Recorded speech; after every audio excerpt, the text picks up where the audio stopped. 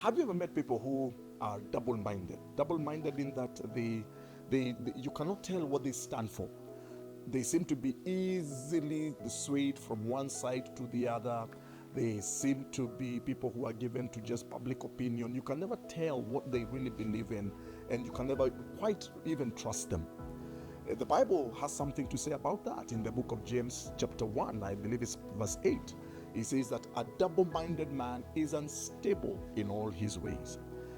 Allow me for the next few minutes to just challenge you on this thought about double mindedness and the need for you and I to make sure that we're not double minded. My name is Mwai, a pastor with Christ is the Answer Ministries here in Nairobi, Kenya. Double mindedness. A double minded man is unstable in all his ways. Double minded people are people who they don't tend to be very loyal. Number one, they are not loyal to any particular person. In friendships, they cannot be loyal. Maybe they're employed in an organization, they're not loyal.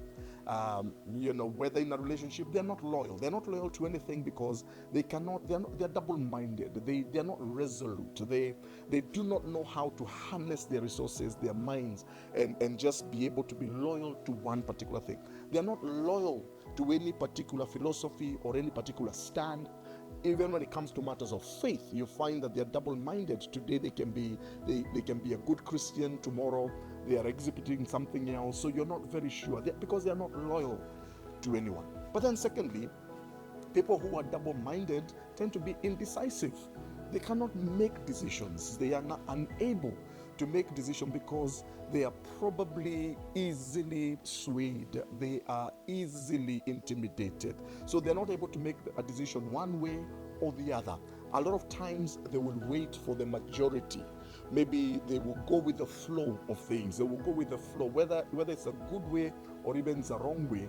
As long as everybody is going in one direction, they tend to be very, very indecisive. Have you ever worked with somebody who is indecisive? It's a very difficult thing to do because they can hardly make a decision one way or the other. But then thirdly, you find people who are double-minded tend to be very, extremely fearful. They have phobias. They are afraid of people. They are easily intimidated. Small wonder the Apostle Paul writes to young Timothy and tells him not to be intimidated by anyone, even though Timothy was a young man. And Paul was encouraging Timothy, telling him, please develop a backbone, build a backbone. So then how do I keep from being double-minded? I believe number one is that you must first and foremost be resolute about your faith in God. Unstable people cannot be resolute even where the matters of faith are concerned. Make a decision. Make up your mind. Where is your faith? Where is your loyalty? Are you a Christian? What are you in matters of faith? That's the first place to begin, because when you have settled that, then all other things begin to follow. But then secondly is, apart from being resolute about your faith, is that you must understand who God made you to be. We are all different, and we all have a unique personality. We all have unique traits.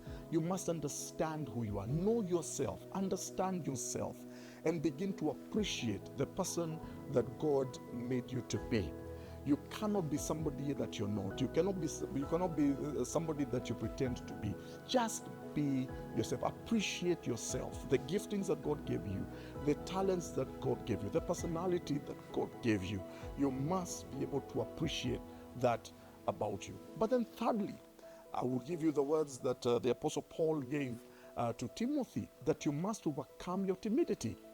One day at a time, one step at a time.